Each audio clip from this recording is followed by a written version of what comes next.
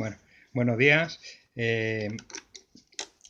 Voy a hablar, este vídeo es continuación del anterior, en el que estábamos hablando de las características generales. Hablé de las características generales sobre la crisis del antiguo régimen.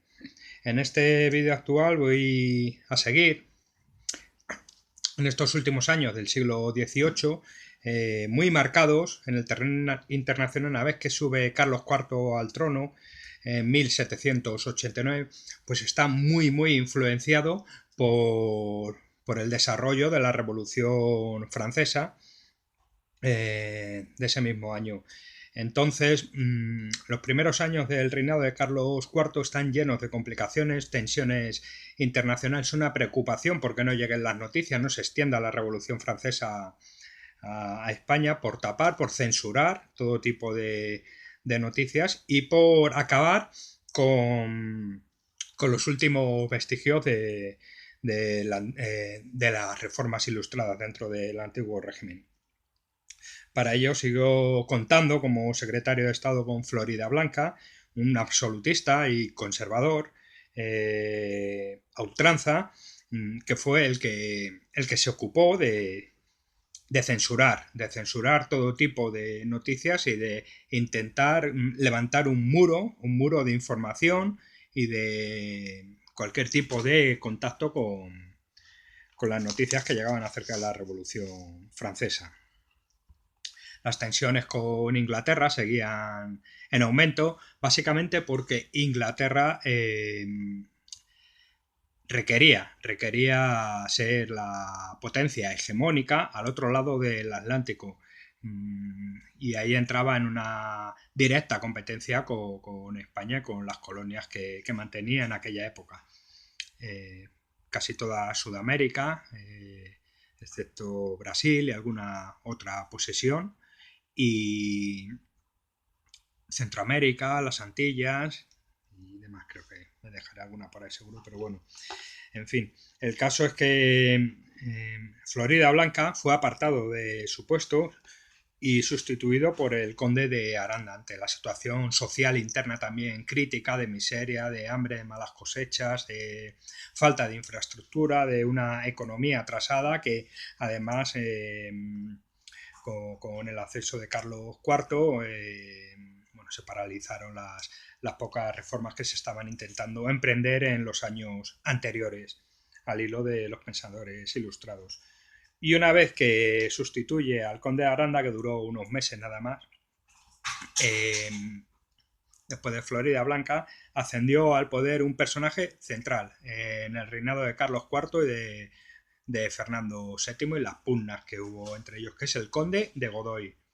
El conde de Godoy era un joven en aquella época, en el año 1792, que fue cuando ascendió a secretario de Estado, muy inexperto, muy mediocre, muy con muy poca formación cultural, poco preparado para hacerse cargo de las riendas de la política española. El único mérito era que era amigo íntimo de la reina, era amigo íntimo, y eso le llevó a que ésta influenciara para que fuera nombrado por Carlos IV como secretario de Estado.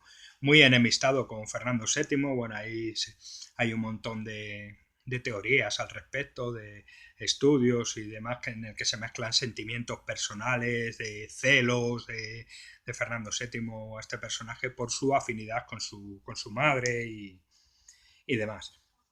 En fin, todo se mezclaba, la corte, el antiguo régimen, se mezclaba con la política y bueno, surgen cosas muy interesantes. Siguiendo con la política de Godoy y de Carlos IV, durante el año 1793 se preocupó por salvarle la cabeza a Luis XVI, que era su primo. Pero lo único que consiguió fue una declaración de guerra que agravó además la bancarrota que atravesaba la sociedad y la economía española. Las sucesivas derrotas y las dificultades de alianzas con Gran Bretaña, por estas tensiones que a su vez mantenía con la otra gran potencia hegemónica de Europa en aquella época, le llevaron a firmar la paz de 1795, en la que se reconoce una serie de intereses en las colonias americanas que perjudicaron aún más, no solo la guerra, sino la paz, el Tratado de Paz, y lo que firmaron perjudicó aún más al fisco español, cuya principal fuente de ingresos era el comercio con Sudamérica, con las colonias. En 1796 estalla una nueva guerra con Inglaterra, con unas consecuencias desastrosas para España. Agravó la desesperante situación económica, y esto llevó a Carlos IV a reconsiderar alguna postura inicial, y llevó a cabo, por ejemplo, una incipiente, por una cuestión de emergencia, confiscación de tierras al clero. En 1798 fue en concreto este hecho. No tuvo mayor importancia, fue una emergencia y algo más bien simbólico. Volvió a llamar a los ilustrados para que formaran parte de su gobierno, como Jovellanos, Saavedra, Urquijo, el Marqués, Meléndez Valdés, y desplazó a Godoy durante 2 años de la Secretaría de Estado, ya que la situación internacional también estaba cambiando, ¿vale? Y se estaba organizando una especie de alianza en muchos países de Europa de la época, una especie de alianza antirrepublicana ante los hechos de la Revolución Francesa. También son los años en los que Napoleón va alcanzando cotas de poder más grandes. Fue nombrado cónsul en concreto.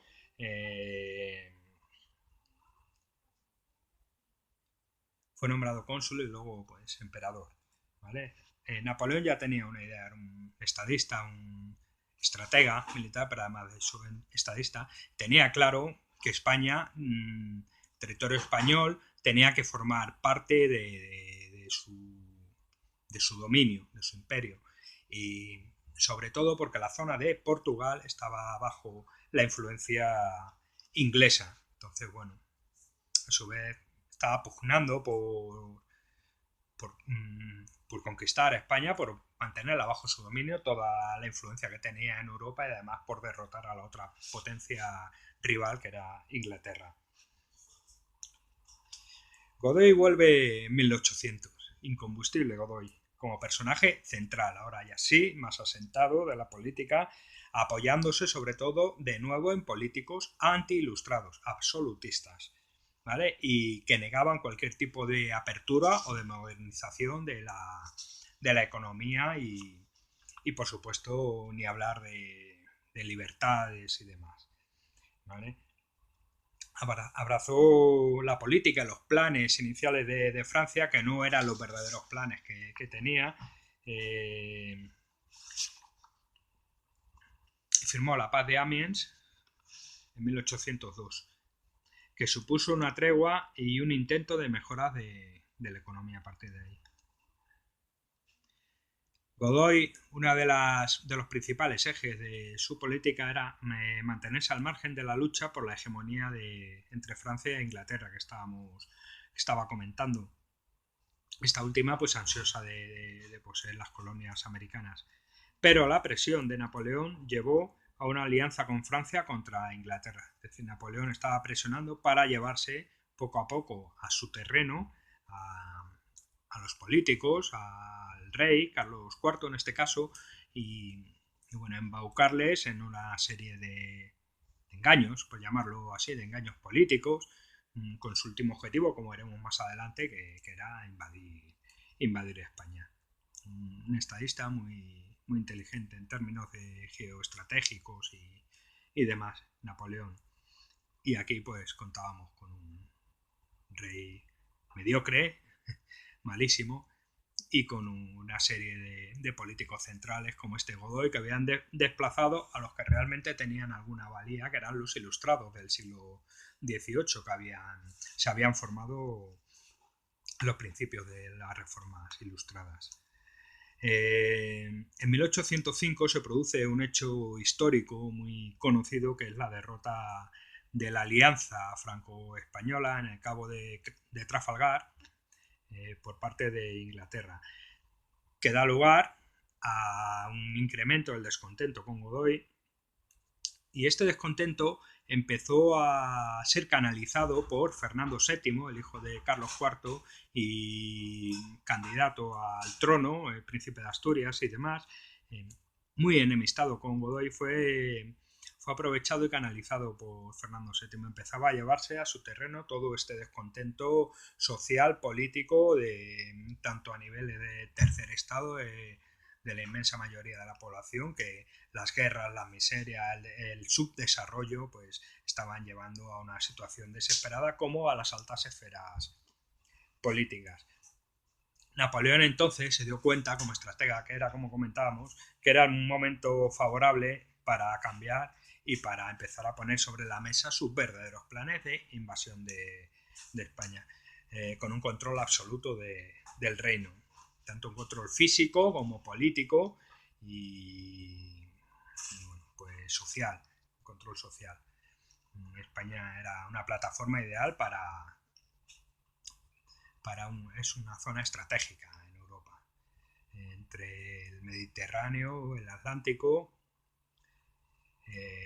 Norte, en el sur de Europa, y bueno, pues eso no le iba a pasar por alto Napoleón. El príncipe de Asturias, Fernando VII, los sucesos del Escorial, de Aranjuez y el Tratado de Bayona. Aquí es donde se fragua la invasión francesa, ya como tal. Aquí es donde empieza a poner sobre la mesa Napoleón los verdaderos planes. Fernando VII estuvo muy influenciado por un clérigo, Scoiquiz, ¿vale?, que fue el que le formó políticamente. Es un absolutista, conservador, pero cada vez más enemistado y más ansioso de poseer el trono y de hacerse con las riendas de la política española. Fundó una especie de corriente política, no era un partido, aunque se le llama el Partido Fernandino, que fue el que empezó a recoger este descontento. Tras la derrota de Trafalgar en el año 1805, se inicia un acercamiento de Fernando VII a Napoleón, ¿vale?, aprovechando la debilidad de Godoy por todos estos años de malas decisiones, de subdesarrollo, de guerras, de bancarrota y de miseria, con una alianza matrimonial, ¿vale? Se intentó acercar a Fernando VII mediante cómo se arreglaban las cosas en el antiguo régimen, en el medievo, que era, incluso ahora también se sigue utilizando en las altas esferas económicas y políticas, con una alianza matrimonial. En 1807, ¿alguien ha oído alguna vez? ¿Alguien ha leído alguna vez en los tiempos recientes, para hacer una comparación con esto al hilo de lo que comentaba de las alianzas matrimoniales entre las altas esferas? En muy contadas ocasiones, casi nunca, se escucha que un financiero, un banquero de renombre y demás, que un hijo o una hija se case con un trabajador, con un obrero. Es algo inaudito y raro. Vale, seguimos. En 1807 se producen los sucesos de El Escorial, un hecho histórico también bastante conocido, en el que incautan, ya había sospecha de la gente, el entorno de Carlos IV, de ciertos planes para derrotarle por parte de su hijo Fernando VII. Y se inició un proceso de acusación de conspiración contra Fernando VII, que culminó, parece ser, según la documentación que se ha estudiado y demás, ya con perspectiva histórica, parece ser que sí que estaban conspirando. Era evidente contra Carlos IV, la gente del partido fernandino, liderados por el propio Fernando VII. Carlos IV, en definitiva, era su hijo, le perdona y le otorga a los conspiradores el destierro. Pero esto no dejó de suponer un duro golpe al prestigio de la corona y de alguna manera fortaleció más a Fernando VII, extendiéndose la hipótesis de la conspiración contra Godoy, ¿vale? Que era ya el blanco de las iras, ganado a pulso de, de la población, vaya. Mientras Godoy firmó el Tratado de Fontainebleau es un tratado, otro momento histórico muy importante, en el cual Godoy permitió a las tropas francesas el paso por territorio español para conquistar Portugal. Eso es lo que dice el tratado. La realidad luego veremos que es otra. Aprovechando el desconcierto español, empezaron a tomar esas tropas francesas, a la chita callando, ¿vale? Para que nos entendamos, posiciones en España. Y Godoy empezó a preparar la partida de los reyes católicos a América, a los territorios españoles en América. Todo esto dio lugar al motín de Aranjuez en el año 1808, en marzo en concreto, que fue un motín popular orquestado por enemigos de Godoy, ¿vale? Alentado por enemigos de Godoy. En ese momento se produjo otro hecho histórico muy curioso, que fue que Carlos IV abdicó, una vez quitado de en medio Godoy, abdicó en Fernando VII. Godoy fue hecho preso y los reyes fueron recluidos en el Palacio de Aranjuez. Ahí se produjo el primer brevísimo reinado de Fernando VII. Fue un reinado muy precario, vigilado constantemente por Napoleón, que tenía ya España ocupada con 70.000 soldados. El general Murat, personaje también central durante los años de la ocupación francesa, de la Guerra de la Independencia, consiguió, muy hábil también, tras una serie de maniobras diplomáticas, una carta de renuncia a la abdicación en su hijo. Es decir, renunciaba a esa abdicación que había hecho rey a Fernando VII durante un breve periodo de tiempo, pues lo anulaba y volvía a la situación, legalmente se volvía a la situación anterior a esa abdicación. Carlos IV era de nuevo legalmente el rey, pero eso no dejó de generar una discusión y un enfrentamiento sobre la legitimidad de quién debería ocupar el trono. Todo esto fue muy hábil Napoleón, el general Murat y los servicios secretos y diplomáticos de Francia de la época. Napoleón envió al general Savary a convencer a Fernando VII de una reunión entre los dos reyes para asegurar el apoyo francés a la causa de Fernando VII. Y Fernando VII se embarca en un viaje al norte que acabaría al otro lado de la frontera, en Bayona, ¿vale? En abril, Napoleón, de esta forma tan hábil, había conseguido tener en su poder a casi toda la familia real, ¿vale? Carlos IV cedió reafirmando la nulidad de su abdicación y cediendo sus derechos a Napoleón, ¿vale? A cambio de refugio y de rentas, algo tan mezquino, pero bueno, muy humano también. Puso en manos de Napoleón ya directamente, a cambio de que viendo la situación tan mala que tenía, a cambio de que le otorgara refugio y rentas. Fernando VII desconocía esto y se sometió también a la voluntad del emperador Napoleón, quedando como dueño legítimo este último de España. Y esto dio lugar realmente a un vacío de poder. Los vacíos de poder en historia siempre son ocupados inmediatamente por otro colectivo, producen una ocupación inmediata del poder por otro colectivo, por otra fuerza social o política, ¿vale? El vacío de poder como tal existe en un breve periodo de tiempo y enseguida es aprovechado. En este caso, el vacío de poder